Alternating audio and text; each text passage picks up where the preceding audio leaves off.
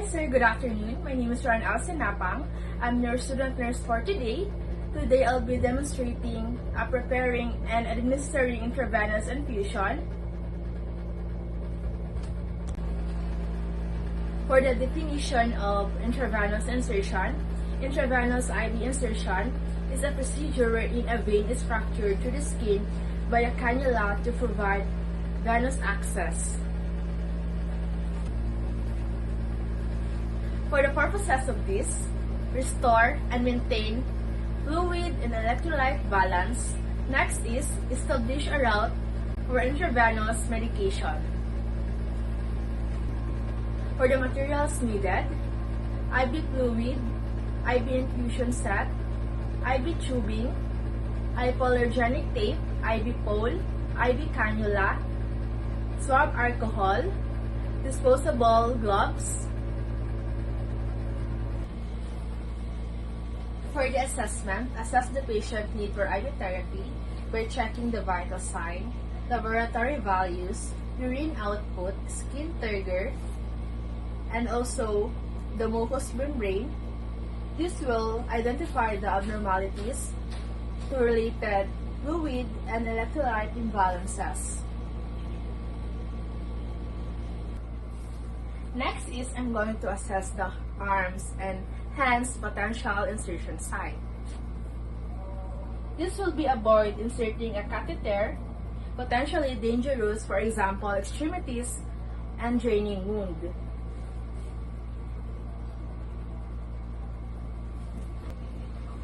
Next is I'm going to monitor the patient tolerance by escalating breath sound and also monitoring the vital sign, laboratory values, urine output, and distension neck veins. And also the presence of diminished urine output and also distended vein neck.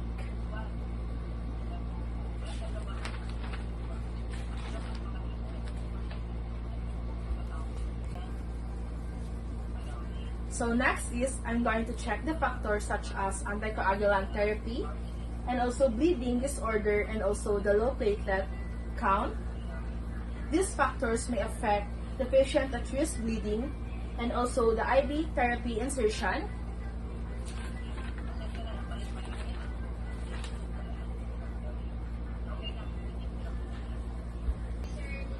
Next is I'm going to verify the doctor's order and also I'm going to check the solution and also the medication.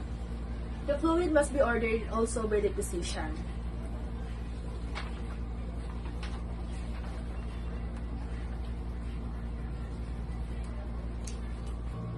Okay, for the planning, I have an IV solution, IV infusion set, IV catheter, cotton ball, hypoallergenic tape, alcohol swab, and tourniquet.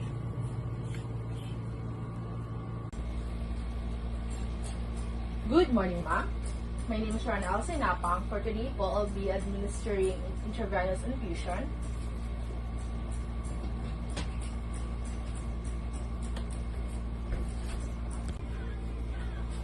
We have to maintain the aseptic technique when opening the sterile packaging and IV solution.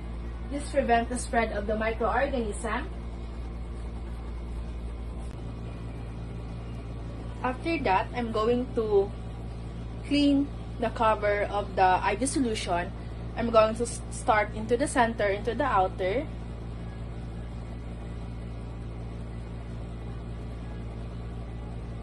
And after that, I'm going to remove the cover of the IV solution.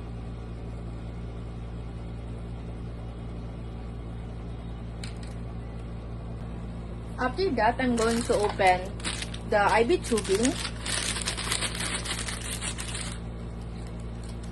Clamp the tubing and cap and insert into the entry site of the bag, bottle as a manufacturer direct.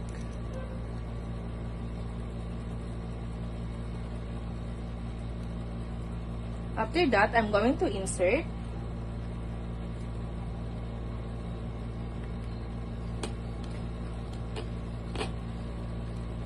Squeeze the drip chamber and allow it fill the least halfway.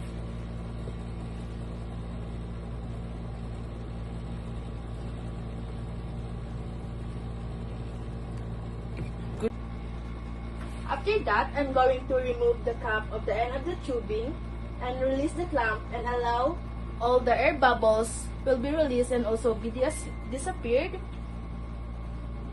Going to remove.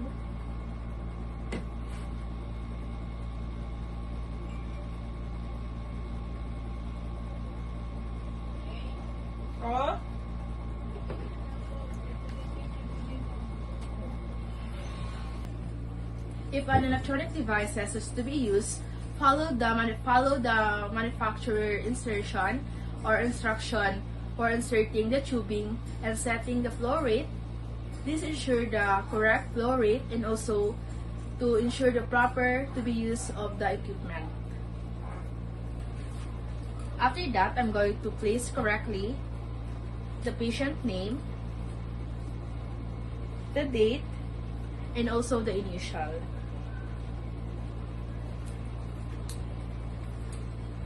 I'm going to place into the bottle.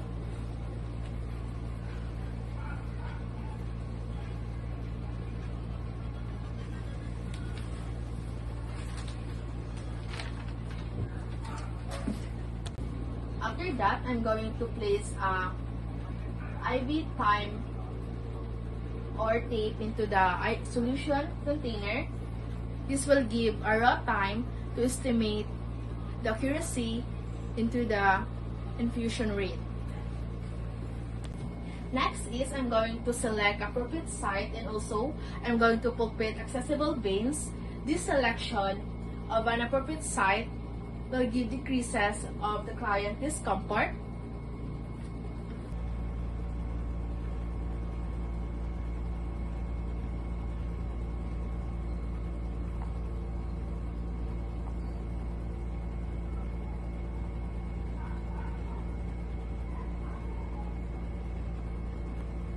Next is if the site is hairy and agency policy, permit clip with a scissor because according to the agency policy, hair can harbor microorganisms.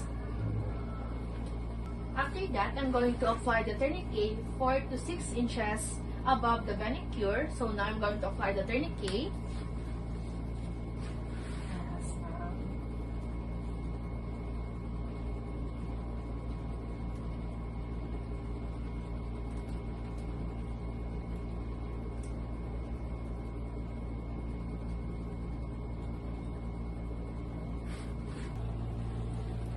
After that, I'm going to ask the client to close open the arms and also I'm going to observe and palpate a suitable vein. Close, ma'am. Open. Close. Open. Close, ma'am. Okay, thank you. After that, I'm going to wear my clean disposable gloves.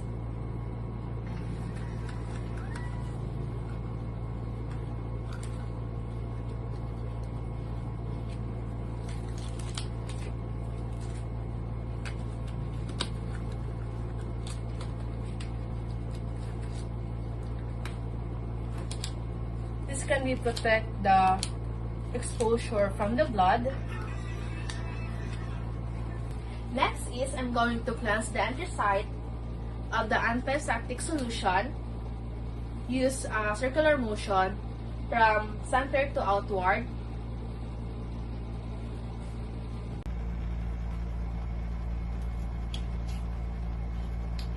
So I'm going to start cleanse now.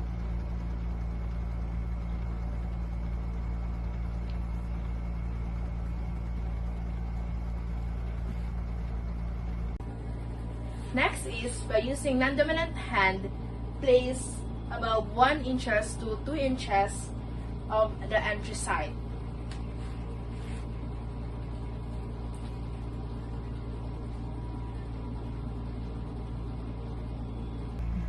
After that, I'm going to insert the needle slowly by 20 to 30 degree angle.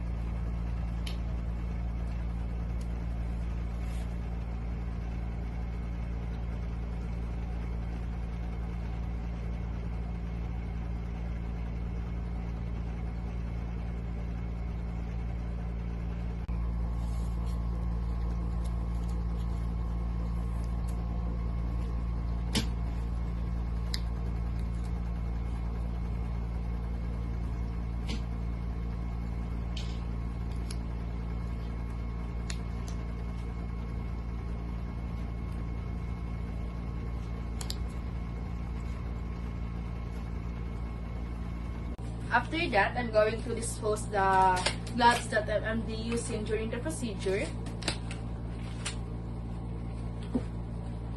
After that, I'm going to level the dressing with the time and date of the insertion and also the catheter size and also the initials.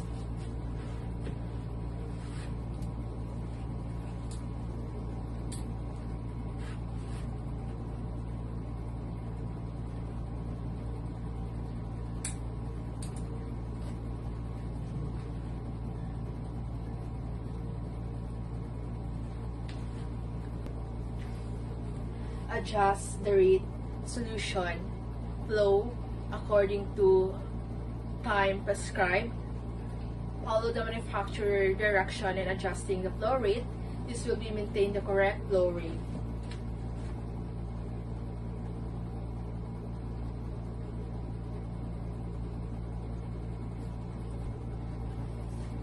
After that, I'm going to remove all the materials that I've been using during the procedure. I'm going to place in the proper place.